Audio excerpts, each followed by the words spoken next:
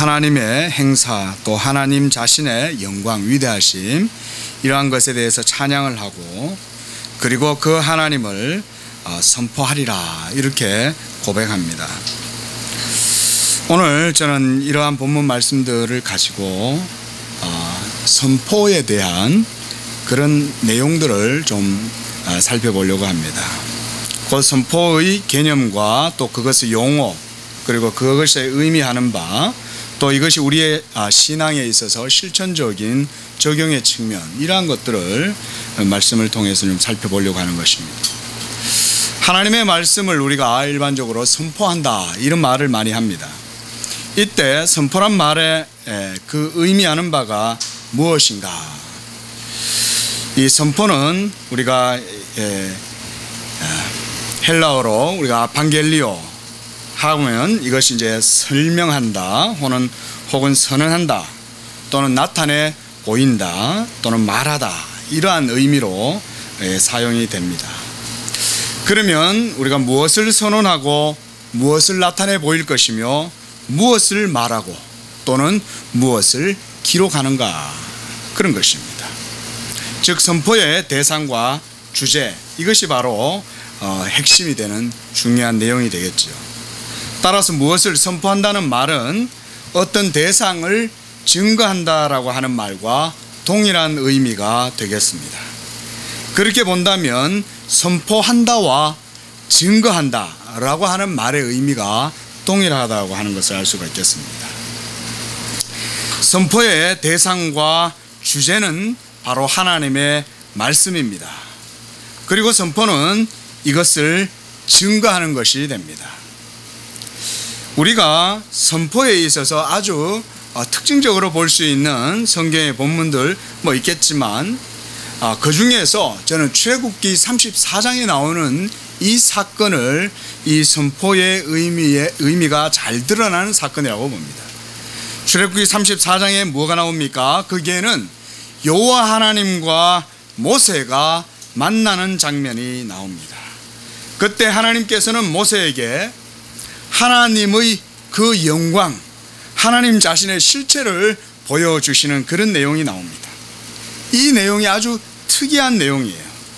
그 말씀을 우리가 자세히 들여다보면 출애굽기 34장 5절 말씀에서 여호와께서 모세 가운데 강림하시고 그리고 모세와 함께 서서 여호와의 이름을 선포하신다 이런 말씀이 있어요. 자, 이런 말씀을 보면 모세와 함께 하셨던 그 여호와께서 여호와의 이름을 선포하셨다라고 하는 말씀입니다. 그리고 하나님께서는 모세의 앞을 지나가시면서 선포하시는데 여호와라 여호와라 자비롭고 은혜롭고 노하기를 더디하시고 인자와 진실이 많은 하나님이시다 이러면서 여호와께서 여호와를 선포하시면서 모세 앞을 지나가시는 거예요. 자, 이렇게 하시는 것은 모세가 하나님의 영광을 보기를 원한다고 간절히 구했기 때문에 여호와께서 모세에게 자기의 영광을 보여주시는 거예요. 자, 이런 구도 속에 여호와께서는 모세에게 여호와의 영광, 여호와의 선한 형상을 선포하시면서 지나가신다는 것입니다. 자, 이것이 보면 매우 흥미롭지만 쉽게 이해하기가 어려울 것 같은 말씀이기도 합니다. 그러나 우리가 이 말씀을 통해서 잘 또 이해를 해보면 또 우리가 충분히 이해를 해볼 수도 있습니다. 이때 모세와 함께한 이 여호와께서는 우리가 모두 다 알듯이 바로 제2위이신 성자 그리스도, 그런 바로 이스라엘의 언약의 사자이십니다. 여호와께서 임재하심, 즉 이 강림하심으로 말미암아서 삼위일체 하나님 자신의 영광을 선포하시는 것에서 우리가 이 선포의 의미와 형식을 볼 수가 있다고 봅니다. 삼위일체 가운데 제2위 실체이신 언약의 중보자 그리스도께서 그의 종 모세 앞으로 지나가시면서 여호와의 영광을 선포하실 때 하나님의 선한 형상을 보여주셨다는 거예요. 자, 여러분, 우리가 무엇에 대해서 증거한다, 무엇을 선포한다, 무엇을 보여준다, 말한다, 선언한다 라고 할 때 무엇이 필요합니까? 그 대상과 내용과 주제를 알아야 되겠죠. 그걸 모르고서는 뭔가를 선포한다라고 하는 일은 이루어질 수가 없어요. 하나님 여호와께서 모세에게 내가 여호와의 선한 형상으로 네 앞에 지나가고 여호와의 이름을 너에게 반포하겠다라고 할 때에 제2위 하나님은 삼위일체 하나님의 영광을 완전히 아신 다음에야 선포하실 수가 있는 것이죠. 제가 지금 그 말씀을 드리는 거예요. 요한복음 6장 46절을 보면 우리 주님은 이렇게 말씀하십니다. 이는 아버지를 본 자가 있다는 것이 아니라 오직 하나님에게서 온 자만이 아버지를 보았느니라 그랬습니다. 이는 바로 예수 그리스도 자신을 말씀하시는 거예요. 예수님은 삼위 가운데 제2위시요 그는 하나님께로부터 이 세상 가운데 보내심을 받은 하나님, 유일하신 하나님의 아들이에요. 영원하신 하나님의 아들만이 아버지께로부터 오셨고 아버지를 아시는 거예요. 그가 아버지를 보셨어요. 그리고 그가 하늘의 것을 이 땅에 증거하시고 선언하심에도 불구하고 그 말씀을 듣고 즐거워하는 자가 없었다 그랬습니다. 자, 이처럼 모세 가운데 나타나신 하나님께서 제1위이신 성부 하나님과 제3위가 되시는 성령 하나님에 대하여 감탄하신 제2위이신 하나님께서 반포하실 때에 여러분 그저 무슨 이 글자 레터 그냥 줄줄줄 읽어 나가는 그런 게 아니죠. 여호와의 영광으로 여호와께서 그 영광을 선언하시는 이 감탄, 제2위 하나님께서 하나님 자신의 영광을 탐복하시고 찬미하시면서 이 선언하시는 거예요. 자, 이런 내용에서 우리가 보면 삼일체 하나님 안에 있는 각 위격 간의 이러한 실체적인 구별이 가능할 뿐만 아니라 삼일체 안에 있는 이런 존재론적인 생, 라이프, 하나님 안에 있는 생. 그래서 우리가 이 요한복음 1장 4절에도 보면 그 안에 생명이 있었으니 그랬습니다. 이때 우리가 생이라고 하면 바로 생명이죠. 카이, 비타. 우리가 이것을 또는 네페시 또는 아니마 이런 히브리어나 라틴어로도 우리가 볼 수 있겠습니다. 또 우리가 조에라고 하는 표현도 사용합니다. 그런데 하나님 안에 있는 이 존재론적인 생명, 이것은 바로 비타가 됩니다. 카이, 헬라어로, 히브리어로. 자, 여기서 바로 하나님의 언약의 생이라고 하는 것이 무엇이냐. 제가 예전에 논문 준비하면서 바빙크 책을 보았는데요, 바빙크가 그래요. 삼일체 하나님을 딱 서술하는 가운데 그가 이 지극한 표현을 썼어요. 삼일체 하나님 안에 있는 이 언약의 생, 그게 무엇일까요? 그건 바로 하나님 자신이 생명이시다. 저는 그렇게 생각했습니다. 이스라엘의 구속주이신 여호와께서 살아계시는 참 하나님을 증거하시고 그 영광과 선한 형상을 보여주시면서 각 위격의 실체적인 영광을 찬양하시는 것입니다.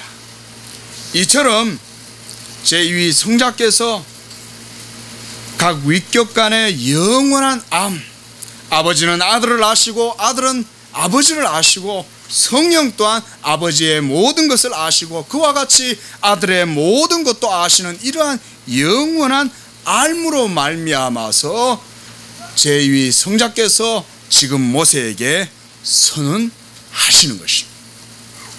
자, 이것은 이제 삼위 하나님 안에서의 한 예입니다. 그렇다면 이제 사람의 편에서, 우리 편에서 하나님의 말씀에 대해서 선포한다라고 말하는 것이 무슨 의미를 가지는지 생각해 봐야 되겠습니다. 하나님은 말씀이시고 영이시며 성부, 성자, 성령 삼일체 하나님이십니다. 따라서 하나님의 말씀을 말한다는 것은 우리가 매우 신학적이고 교리적인 것이라는 사실을 알 수가 있어요. 과거에 여러 분파들이나 여러 학파들의 신학자들이 이런 부분에 있어 가지고 성경의 바른 가르침을 교훈을 따르지 못한 경우가 많아서 잘못된 신학들을 많이 양산했습니다. 그런데 감사하게도 우리에게는 정통신앙 고백이 있고 개혁 교리가 있어요. 그 안에서 우리가 하나님을 따라 바르게 믿으면 우리가 생명의 길로 걸어갈 수가 있습니다. 먼저 인간의 편에서 하나님의 말씀을 말한다는 것 그 자체는 하나님 자신에 대한 증거요 선포가 되는 것입니다. 하나님을 말한다는 것은 그 말을 듣는 우리 인간에게는 뭐가 되냐면 생명이나 진리요 의에 대한 이런 우리 종교의 본질적인 주제가 된다는 거예요. 동시에 이것은 참 하나님이요 살아계신 하나님께 대한 이런 말들은 우리 인간이 하나님께 마땅히 드려야 될 예배와 경외와 고백에 대한 그런 주제들이 된다는 것도 알 수가 있습니다. 그래서 여러분 우리가 예배에서 하나님의 말씀이 선포된다라고 할 때에 말씀의 선포가 있는 이 예배가 참된 예배가 되는 거예요. 그럴 때에 진정하고 참된 예배가 가능해지기 때문에 그렇습니다.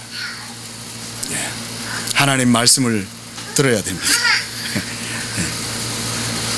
또한 하나님 그분 자신에 대한 말들은 삼위 하나님의 존재론적인 이런 인격뿐만 아니라 하나님의 사역 그리고 하나님의 행하시는 일들에 대한 내용을 동시에 포괄하는 거예요.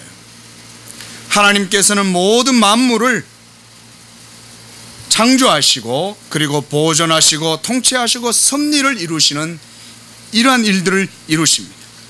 그리고 모든 만물들은 바로 이러한 하나님의 역사의 장입니다. 이 모든 일들은 하나님의 말씀으로 이루어집니다.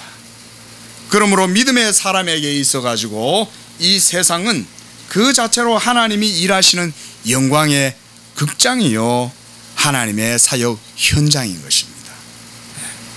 이러한 세상 속에서 우리가 무슨 말을 한다고 한다면 우리가 이렇게 생각하면 여러분 우리가 무슨 말이라도 사실 아무렇게나 할 수가 없어요. 사실 우리는 말할 때 아무렇게 말 많이 하죠.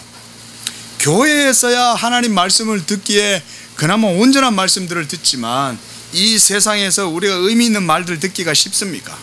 모이면 전부 다 하찮은 이상한 그런 음란 패설이나 하고 그저 그런 것 외에 할 일이 없죠. 술 마시고 앉아가지고도 그저 정치하고는 아무 상관없는데 마치 자기가 대통령 위에 앉아가지고 모든 정치를 다 논하듯이 떠들잖아요. 사실은 우리의 모든 말들은 거의 90% 이상이 헛된 말들이 많습니다. 그 외에 나머지들은 공용어들이겠죠. 사무용어들 이런 것들. 자, 그러나 여러분 주님은 이렇게 말씀하셨습니다. 우리가 말할 때 그저 아무렇게나 말할 수 없다고 얘기했어요. 베드로전서 4장 11절에 만일 누가 말하려면 하나님의 말씀을 하는 것 같이 해라 그랬습니다. 이것은 아주 중요한 가르침입니다. 교훈이에요. 하나님 말씀하는 것 같이 해라는 거예요. 이게 무슨 말일까요?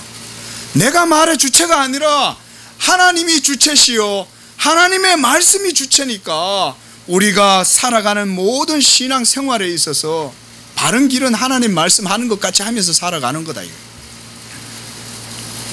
자, 여러분 우리의 모든 말은 하나님의 말씀하신 것으로 말하는 것이 되지 우리 자신의 말을 할 수 있는 여지가 없다는 거예요. 너무 억측 같습니까? 아닙니다. 여러분들은 이제 그리스도 안에서 새롭게 된 피조물이요 새로운 영을 받아 산 존재들이에요. 우리가 이제 할 말은 그리스도 안에서 새롭게 산 이 영의 말씀 이외에 우리에게 의미가 되고 생명이 되고 유익이 되는 말들이 없어요. 그렇죠. 또한 인간은 말의 창조자가 아닙니다. 인간은 하나님이 말씀하신 그 말씀의 좀 표현하자면 철학자들의 말의 표현을 하자면 일종의 복사? 하나님이 말씀하신 것을 말하는 거예요. 우리는 그런 의미에서 우리의 존재는 하나님의 말씀의 거울, 하나님의 반영이 될 수가 있겠습니다. 그러나 지금의 사태는 어떻습니까? 지금의 형국은 인간이 교만하여 자신을 높이고 하나님의 영광을 무시하고 없이 하지만 사실상 장차 완전한 천국의 심판이 이루어진 후에는 의인들과 천사들은 영원토록 하나님 그분 자신만을 노래하고 찬양한다는 거예요. 장차 천국이 이루어지면 인간의 그런 잡다한 헛된 말들을 하는 게 아니라는 거예요. 천국에서는 천국에서 하는 모든 말은 오로지 하나님 자신에 대한 말밖에 없다는 거예요.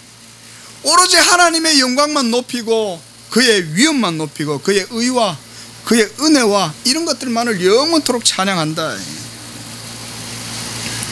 그래서 우리의 말들은 그 주체가 사실상 우리 자신이 아닌 하나님께 돌려드려야 하는 것입니다. 우리 주님은 이런 말씀하셨어요. 마태복음 5장 33절에서 37절에 이렇게 말씀하셨습니다. 옛사람에게 말한 바 헛된 맹세하지 말고 너의 맹세한 것을 주께 지켜라 라고 하는 것을 들었으나 그랬습니다. 자, 여러분 이 무슨 말씀입니까? 37절 말씀을 보면 오직 너희 말은 옳다 아니라 하라 이에서 지나는 것은 악한 것이다. 우리가 사실 아무렇게나 말할 수 있는 게 없다는 거예요. 우리가 뭐든지 장담하고 떠들고 내가 주체가 돼가지고 내가 주인인 양 막 장담하고 호언장담하고 이런 것들 모두가 다 헛된 거죠. 하나님께서 우리에게 주신 말씀 이외에 사실은 우리가 말할 것은 없다라고 볼 수 있습니다.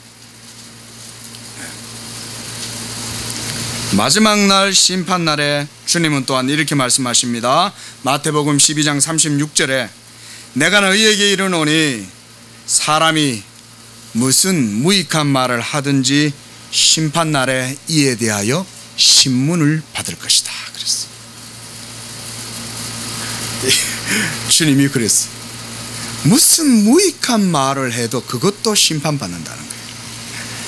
그저 우린 지나가다가 사실은 호기도 부리고 그죠? 그러면서 막 갔다가 말을 툭툭 내뱉지만 그것조차도 하나님께 심판을 당하게 된다는 거예요. 무서운 말씀이죠. 우리가 살아계신 하나님 그분 자신의 말씀을 말한다고 한다면 이것은 사실 엄청나게 중요한 일이 아니라고 할 수가 없는 거예요. 제가 이 말씀 준비하면서 제 자신을 다시 돌아봤어요. 야, 설교하면서 더 조심해야 되겠구나. 하나님 말씀에 더욱 창념하고 하나님 말씀만을 전하려고 노력해야 되겠구나. 다음으로 저는 이것과 함께 찬양에 대해서 말씀을 좀 드려보려고 합니다. 하나님의 말씀을 인간의 편에서 말한다, 선포한다, 이것의 의미는 또한 찬양의 의미를 가지는 거예요. 왜냐하면 우리가 하나님의 말씀을 말한다는 그 행위는 그 자체로 하나님을 하나님으로 합당하게 고백하고 아는 가운데에서 우리의 지성과 의지로 전적으로 아멘하는 가운데서 이루어지는 것이기 때문에 그래요. 자, 여러분, 설교자가 하나님의 말씀을 전한다고 하는 것, 이것은 그저 성경의 기록된 내용을 문자적으로 그대로 읊어대는 것을 의미하는 것이 아닙니다. 자, 어떤 과정인지 제가 좀 말씀을 좀 드려보려고 그래요. 먼저 설교자가 하나님의 성령의 감화를 받아요. 그리고 그것을 통해서 기록된 말씀의 문자적 의미를 이해해요. 그리고 그것을 해석하는 단계를 거칩니다. 이런 과정은 단순한 지적 산물로 이루어지는 게 아니에요. 이 모든 과정은 하나님의 부르심이 있고 그리고 부름을 받은 자와의 인격적 관계가 먼저 전제가 되어 있어야 돼요. 그래서 칼빈 같은 경우는 아무나 목사하면 안 된다 그랬습니다. 이런 이유 때문에 그래요. 자, 그 안에서 하나님 자신이 기뻐하시는 뜻을 하나님께서는 자신의 종에게 알려주세요. 그리고 종은 하나님의 말씀의 의미를 해석하고 이것으로서 하나님의 말씀을 바르게 증거하기 때문이에요. 자, 여러분, 이런 일련의 과정이 이루어집니다. 그러므로 설교자가 된다는 것은 단지 여러분 어떤 신학교를 졸업 1년 한 6개월 코스로 어디 미국 가가지고 쭉 받고 와갖고 이 참 큰일 날 일입니다. 그렇죠? 예, 그런 것 성립되지 않습니다. 하나님의 부르심과 성령의 은혜 가운데에서 말씀의 사역자로 부름받은 자라야 돼요. 이건 분명한 사실입니다. 그리고 설교자가 하나님의 말씀을 전할 때에도 앞서 말씀드렸듯이 단순히 서술된 문장을 읽는 게 아니에요. 오늘 제가 설교문을 가져왔지만 여러분, 하나님께서 자신에게 주신 가마를 따라서 그 말씀의 의미를 이해하고 이것을 자신의 전인적인 인격을 통해, 설교자 자신의 전인적 인격을 통해서 회중을 향하여 선포하는 거예요. 이것이 선포로서 설교의 과정과 형식이라고 하겠습니다. 자, 여러분 어떻습니까? 이런 설교의 과정, 이런 형식들이 그저 여러분 어떤 그저 말 그대로 무슨 하드웨어 같은 틀만 딱 있는 게 아니죠. 그 속에는 하나님의 영의 인격적 임재와 감화와 교제, 친밀함, 이런 것들이 다 그 가운데 있는 거예요. 그렇다면 이때 설교자는 어떤 상태가 될까요? 설교자의 감성, 이것은 어떨까요? 설교자는 하나님의 임재를 경험하는 거예요. 하나님의 말씀을 이해하고 해석하는 과정 속에 하나님을 만나고 그 속에서 인격적인 친밀함을 경험합니다. 그런 가운데에서 그가 하나님의 말씀을 전한다면, 딱 이 과정을 통해서 하나님의 말씀을 전한다면 그 설교는 뭐가 되어야 될까요? 찬양이 되는 거예요. 여러분, 그런 설교는 찬양이라고 할 수 있습니다. 왜냐하면 하나님 자신에 대한 말이요, 하나님이 설교자 자신에게 주신 말씀이었기 때문에 그래요. 영적인 감화를 받아놓고 어떻게 그게 찬양이 되지 않을 수가 있습니까?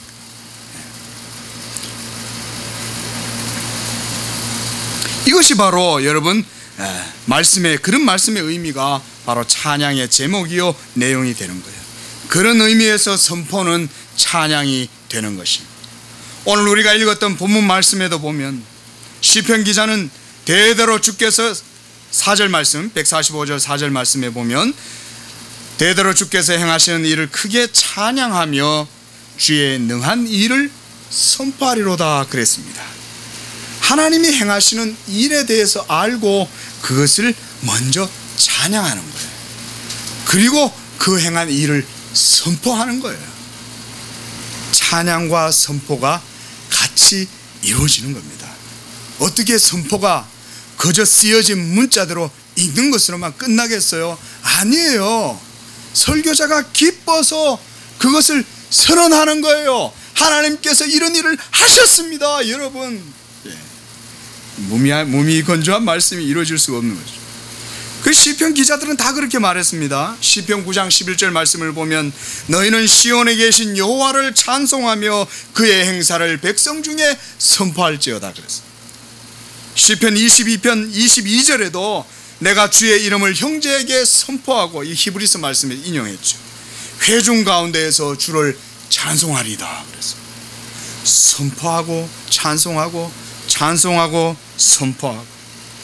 시편 75편 9절에도 나는 야곱의 하나님을 영원히 선포하며 찬양하며.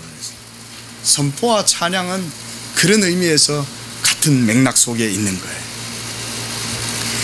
자, 또한 하나님에 대해서 말한다는 것에 대한 의미, 주님은 우리가 무슨 무익한 말을 하든지 심판날에 심판을 받으리라고 말씀을 하셨습니다.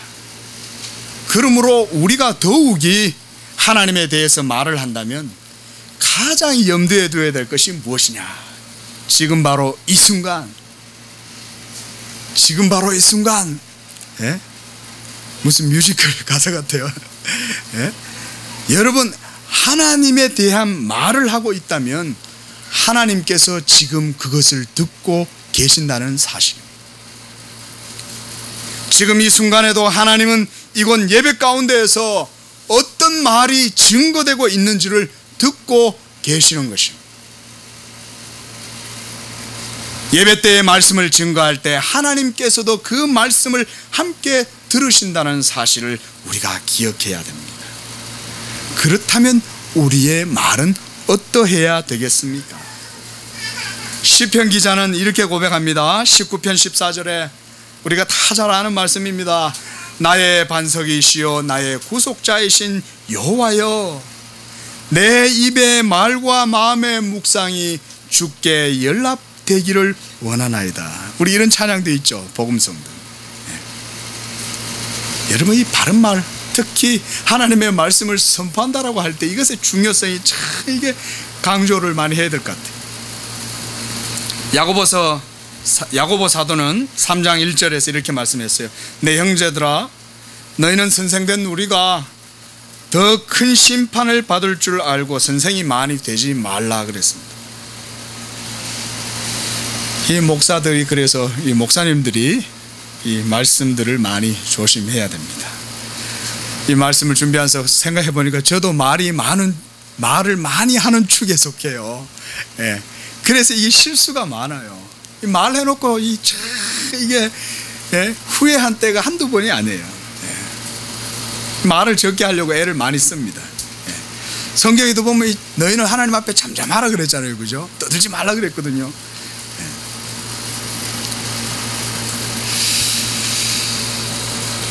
여러분, 제가 이 말씀 준비하면서 그런 생각 한번 해봤습니다. 가만히 한번 제가 그렇게 많은 목회 생활을 해본 것도 아니고요, 담임 목회를 해본 것도 아니지만, 제가 목회 현장에서 우리 선배 목사님들, 어른들 모시고 있어 보면서 또 주변의 동료들이든지 후배들이든지요, 주변에 이래 보면 한 가지 깨달은 게 있어요. 그게 뭐냐면, 잘못된 교리, 잘못된 복음의 지식을 가지고 그런데 경도가 돼서 그것으로 말미암아서 하나님께 심판을 당하게 된다는 것을 많이 봤습니다. 자, 이 목회자들에게 있어서 아주 의미심장한 말씀이기도 하지만 성도들에게도 동일하게 적용되는 말씀이겠죠. 자, 잘못된 교리와 잘못된 복음 지식을 가지고 있으면, 그리고 그것으로 막 계속 말하겠죠, 그죠? 이단들이나, 그렇죠? 잘못된 제세를 바라든지 여러 잘못된 이단들 많잖아요. 여러분, 그런 지식을 가지고 있으면 반드시 하나님께 심판을 받습니다.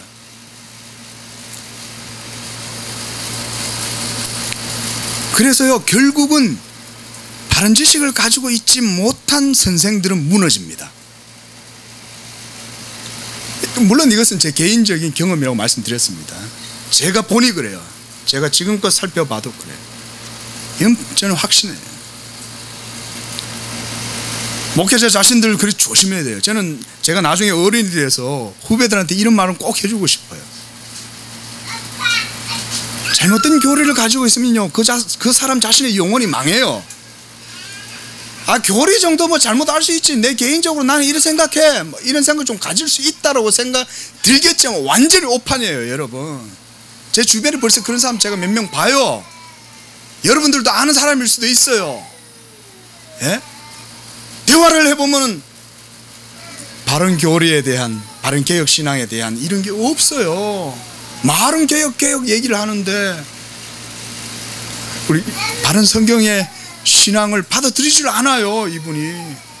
그런데 이분은 뭐는 이상한 생각과 이상한 말과 행동을 해요. 결국 그것 때문에 여러분 바른 생활과 바른 삶에 적용을 못해요. 깨져요, 결국. 아무리 여러분 자신을 개혁주의라는 단어로 치장해도 하나님의 말씀을 바르게 믿는 믿음과 고백이 없으면 본인 자신이 상처받습니다, 여러분.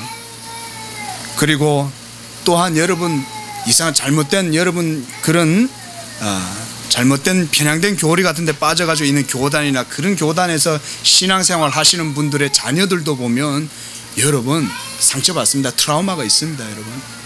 잘못된 선교단체들이나 여러분 이상한 정신집단에 들어갔던 사람들 트라우마 있습니다. 여러분 하나님의 말씀 1.1핵도 조금도 여러분 타협 안 하십니다, 하나님.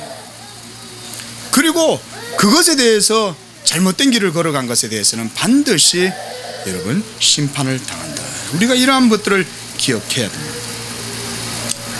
역으로 인격이 미숙하거나 모난 것이 있어도 제가 보니 바른 교리와 바른 신학을 추구하는 사역자들은 결국은 바르게 하나님 은혜 안에서 고쳐요. 그리고 온전케 되고 그리고 그가 하나님의 선한 길로 나아가요.